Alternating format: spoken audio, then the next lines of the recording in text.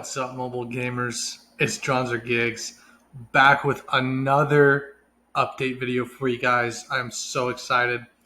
The mid-season update for Super Season 4 is here. By the time I'm recording this, it'll actually be out because I had work and stuff like that. So between classes and homework, I wasn't able to get it recorded for you. So we're going to drop it the same day. That way you guys can look at it and check it out and, you know, think about all the heroes that are hopefully getting buffs. I don't know. We'll kind of see. This is like the update time and stuff like that. Most of you guys already know about all this. This is insane. Is this what I think it is?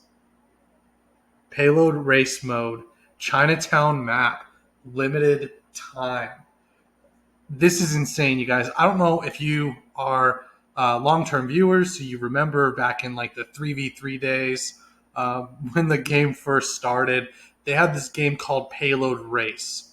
And it was basically a smaller version of Payload Escort. So instead of you defend while the other team attacks, right? One defender, one attacker. It was 3 people on each team instead of 5, and then each team had their own payload. And sometimes the payloads would be like right next to each other. Other times they'd be like your payload would be next to the enemy's spawn point, and it was insane, hectic. Honestly, way better than Payload Escort. All right, so much more fun. Hero choices matter a lot more because you can only have 3 people. So when you're playing, let's just give an example, right? Let's say it's 3v3 and you pick a healer. Well, you better hope that your damage dealers are doing really good because a healer was never really something you wanted to pick. And if the opponent, let's say, had like an OSAS, you would have to pick a flanker. And this is this is before you could switch heroes mid-match. So let's say we jump into a match. I pick Aletta. I'm stuck with Aletta the entire payload match. So if they choose 3 vanguards, then you're screwed because the 3 vanguards sit on the point. They move their payload, and you're just going to lose because you don't have the right hero.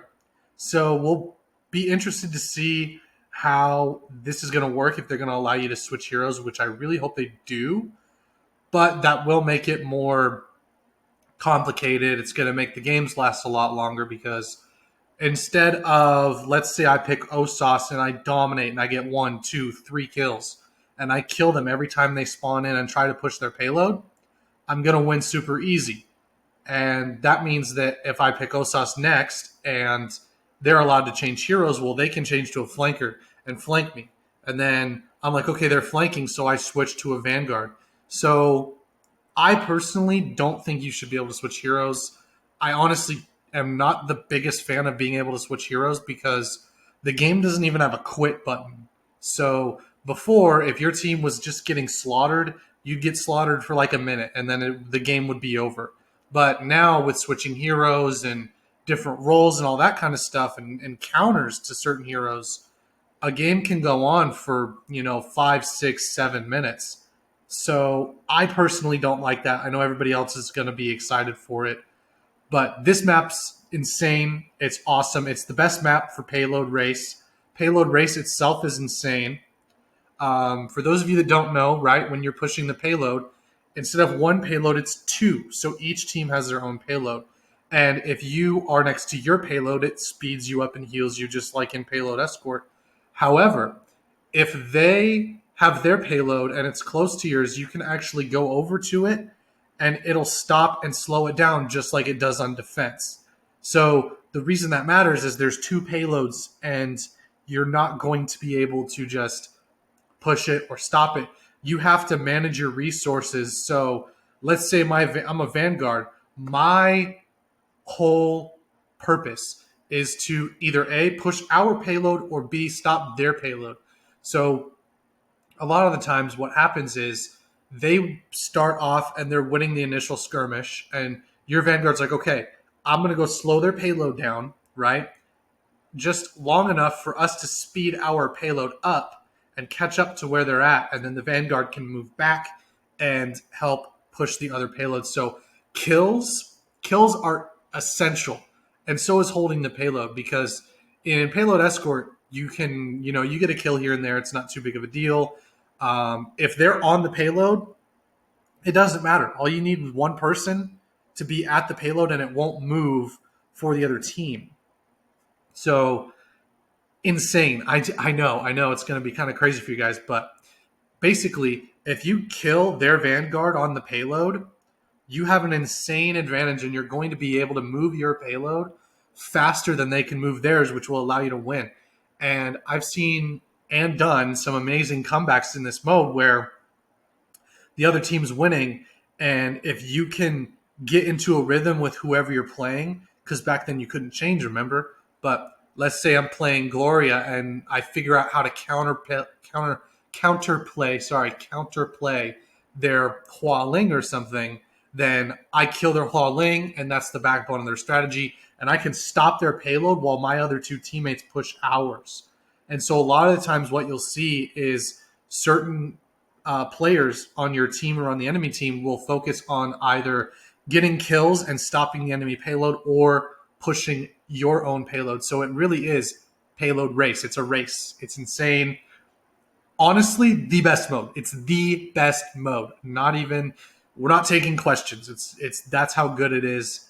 The only thing that comes close is Crystal Assault, but nobody even plays that anymore. Maybe I'll hop into a match of Crystal Assault for you guys maybe in the next video or something like that, because Crystal Assault's super fun, and this is the number one mode in my opinion. Let me know, right? When you play this mode, how is it? Is it fun? Do you like it? What would you change about it?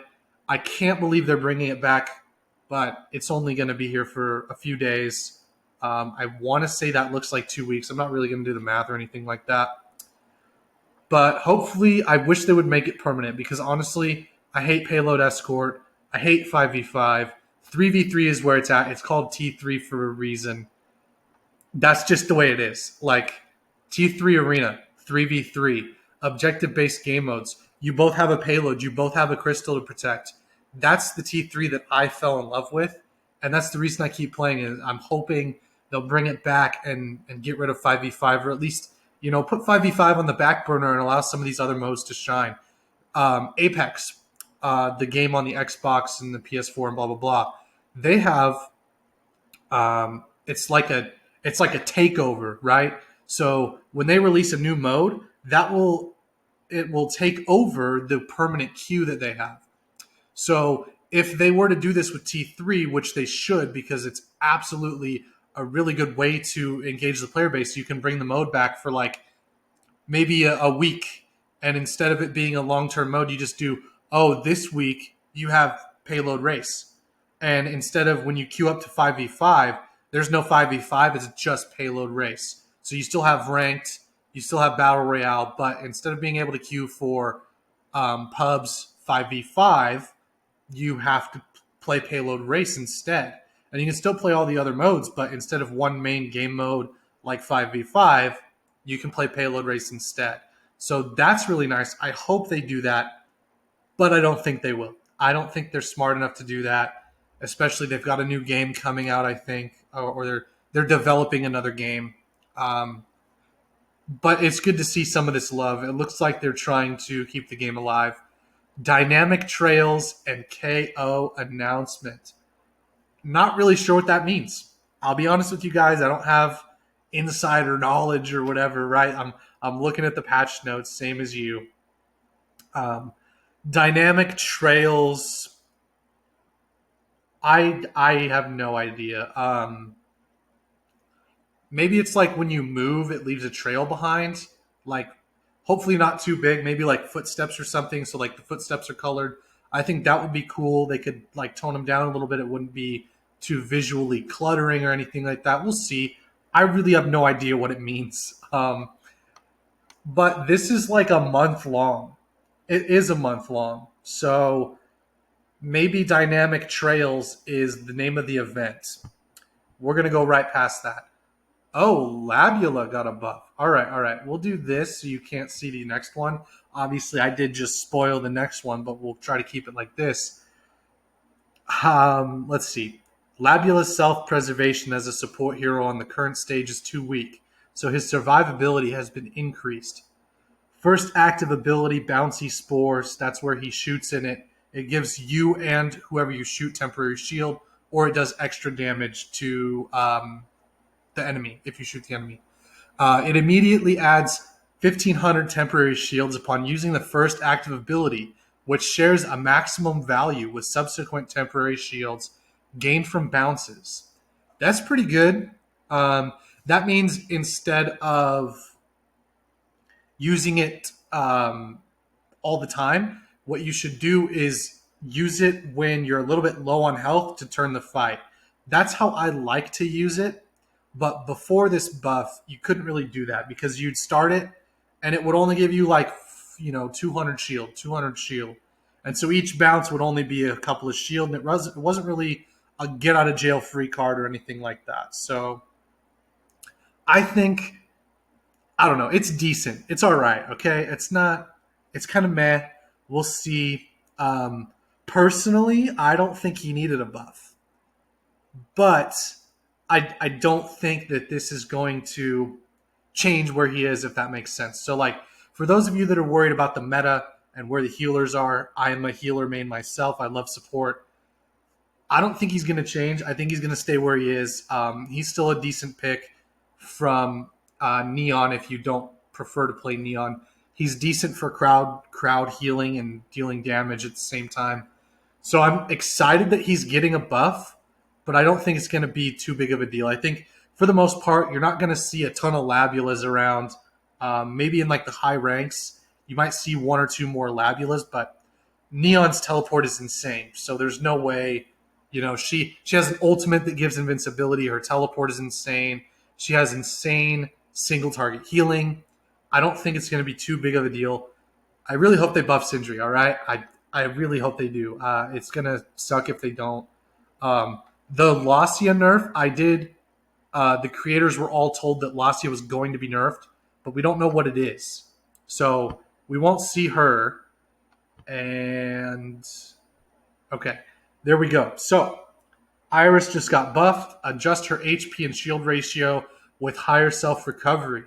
So total HP and shield ratio is now 1,200 HP with 4,200 shield, where it was 4,800 HP, right? So before, she didn't have very much health, but now she's got more shield and more health, and the shield is the main component to her.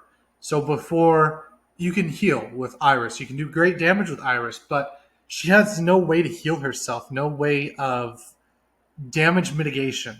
You know what I mean? Like they say in the patch notes, higher self recovery. So again, I don't think it's going to matter. Nobody plays healers. I can't remember the last time I ever saw anybody play a healer. You might see one every once in a while, but only if somebody else picks a Vanguard, and nobody picks Vanguards, you know what I mean? Everybody just picks damage and flankers all the time. It kind of sucks. So hopefully if they buff all of them, then we'll see more healers in the meta and stuff like that. I'm not really sure. Sindri, there we go. Sindri, reduce the cooldown of Sindri's Rage Ball retrieval, granting the second active ability, self-healing abilities.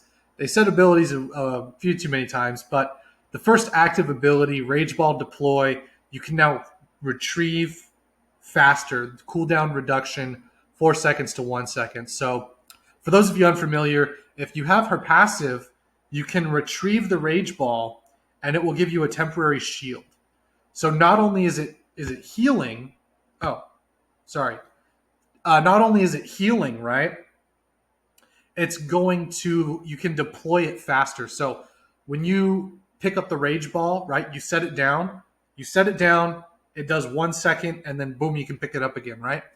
And before, it was 4 seconds, where if it's down already and you pick it up, then it's 4 seconds, and then you can place it again. So now she can basically pick up the Rage Ball and then put it down somewhere else, wherever she wants. This is huge because a lot of the time you're in a fight and you're like, okay, I need my rage ball. So you put the rage ball down to help you win the fight, or maybe you pick it up to get that shield and then you want to set it down again. Well, you have to wait 4 seconds. And that's huge in a lot of team fights. And it looks like 96 health per second. That's really awesome. She needed a way to self heal. So I'm very, very excited that she can self heal now.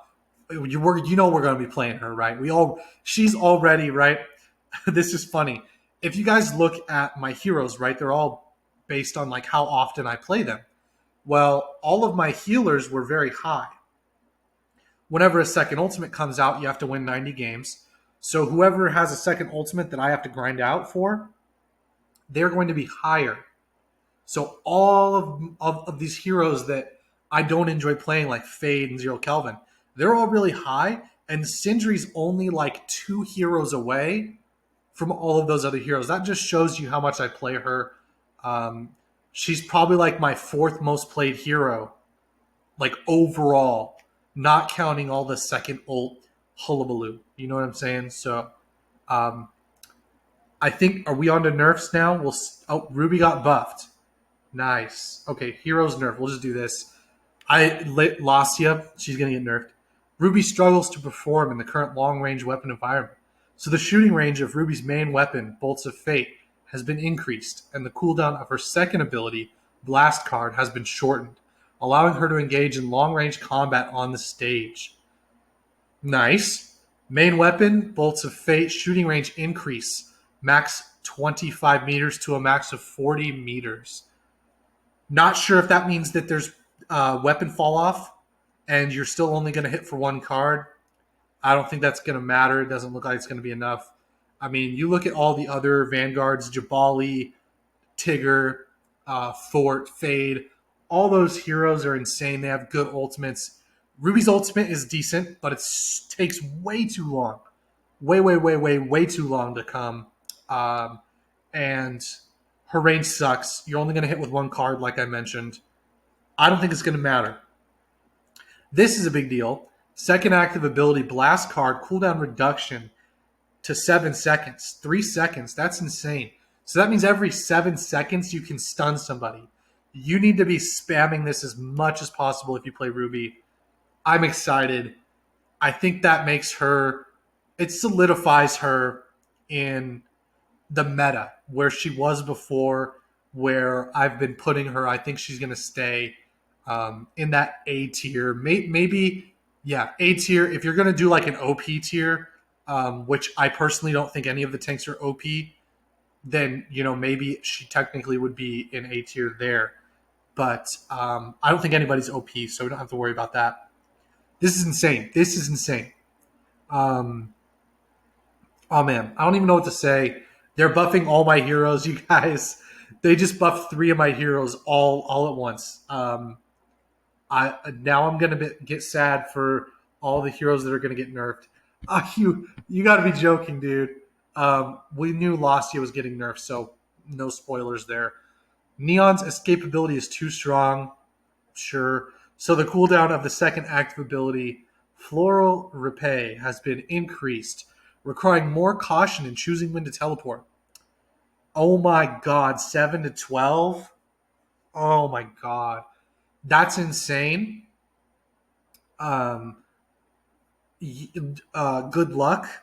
This means that now it's worse already on top of having that cooldown. So if you guys didn't know, if you don't play Neon, it's very difficult to see where you're going to teleport.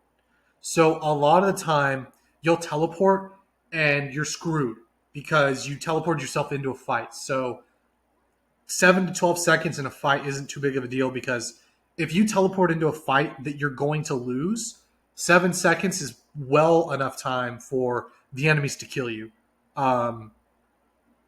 This means that it'll be very difficult for Neons to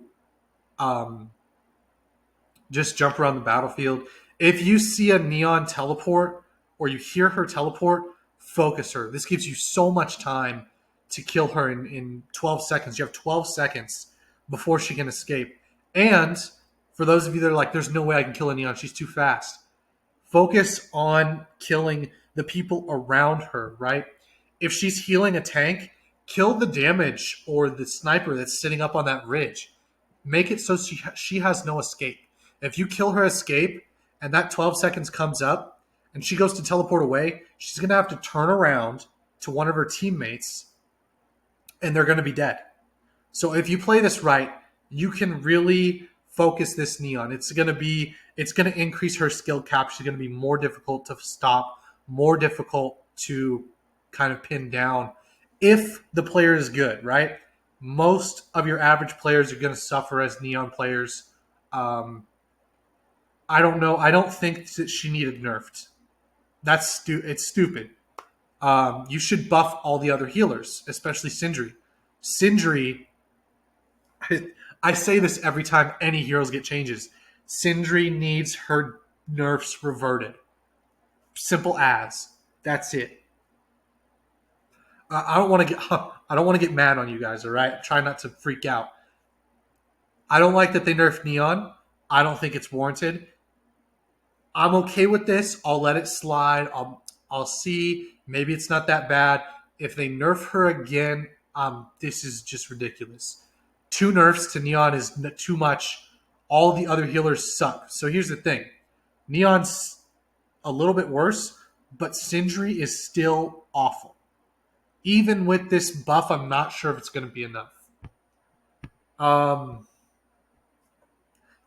Spoilers. Lasia's mobility and weapon range are strong, so her total HP and the decay distance of her main weapon have been adjusted. Cool. What is that? 300 less health, doesn't matter. Main weapon shooting range, 10 less meters. That's stupid. That's not enough. The only way you're going to see... This just means she won't be able to headshot kill you from across the map. Okay? That's all it really is. It just means that if you get headshot or body shot by a Lasia from far away, she might not kill you. It gives you better ability to counter her. But she's still insanely dangerous because, just so you guys know, they didn't change her gun. Her gun is still insane. She can still right-hand peek. What the hell? What the hell? All they did was they're like, okay, a little bit less health, and she can't shoot as far. Cool. That's dumb. I don't think that's enough. I can understand for those of you that bought her. I won her. I made a video, and all the content creators were making videos, and it was a contest between all of the videos, and the best 4 or 5 videos got Lastia for free, and I was one of them. And rest assured, I would have bought her. I was going to buy her, but I got lucky enough to win it. So I put in the work to get her, and I'm excited about it. I'm glad, but I'll just be honest with you guys. I don't play her because it makes the games too easy, and I have more fun with other heroes. It's not fun to just dash headshot kill, dash headshot kill. That's decent. It's all right. I can do that with Hua Ling. I can do that with Osas, and their kits are probably a little bit more fun. For me, she doesn't have a skin. I know that sounds selfish and stupid, but if Lasia had a skin, I would play her more. That's how I roll. I'm the skin meister. I need all the skins, and she doesn't have one, so I don't play her. Simple as. I've been grinding those second ultimates. Ruby needs one. If she doesn't get one next season, I'm gonna cry. But I don't think this is gonna be enough. That's a big nerf. I don't think the Lastia nerf is gonna be enough.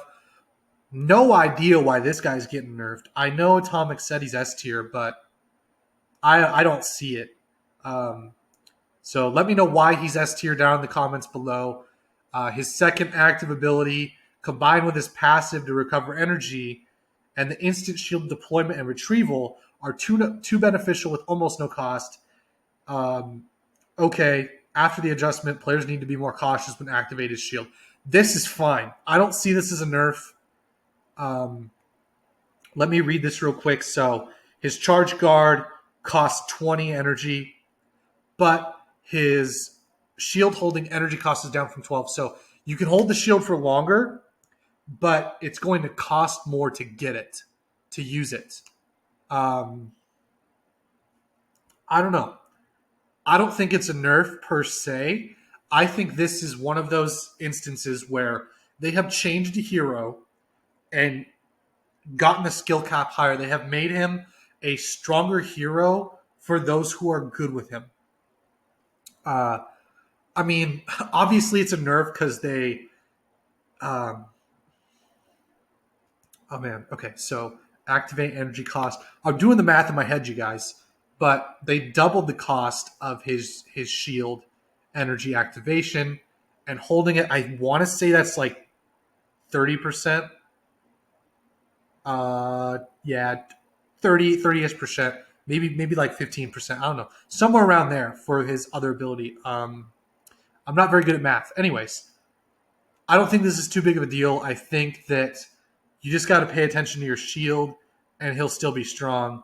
Um, what makes him really strong is the ability to bounce his projectile reliably, right? So Zero Kelvin and Fade can bounce their projectiles, but the map gets in the way. The uh, friendly fire, so to speak, gets in the way. You can bounce them off your teammates. So I still think he's going to be good.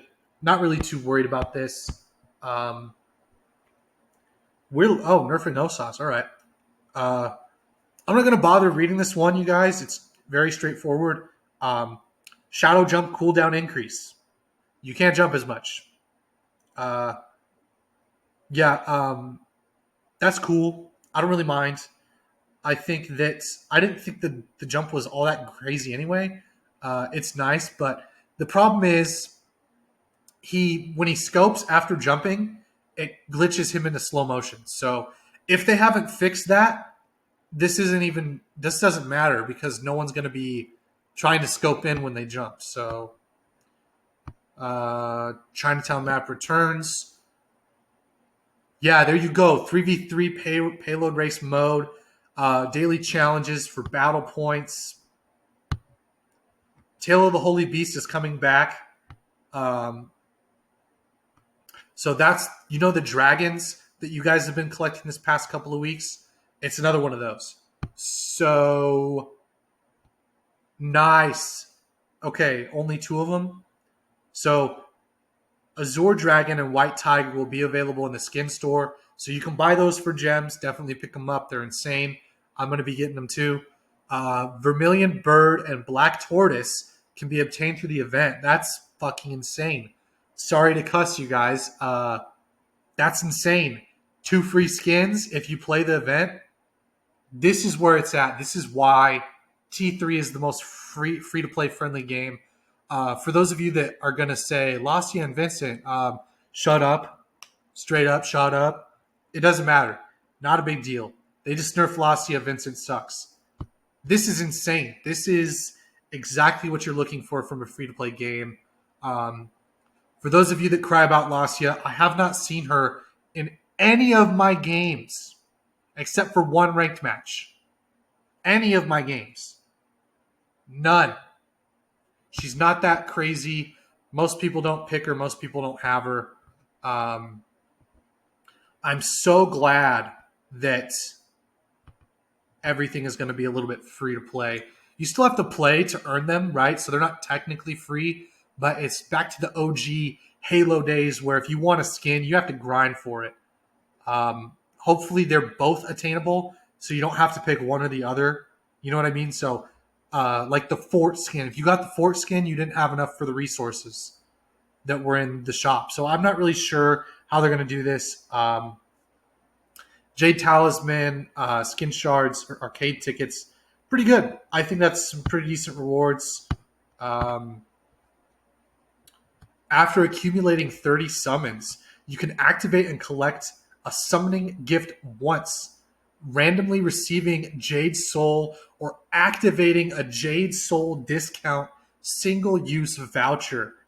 I wonder if that's to get a hero for free or maybe a passive for free. That's kind of ambiguous. I'm not really sure what that means. Uh, tickets. Did they fix? No way. All right.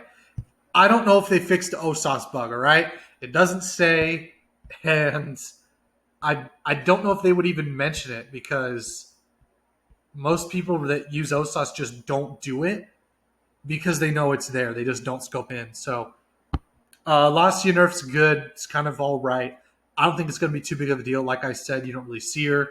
Tigger, not a big deal. Osas, if you main him, it might kind of be annoying, but if you're relying on his jump that much, then you don't know how to play the game.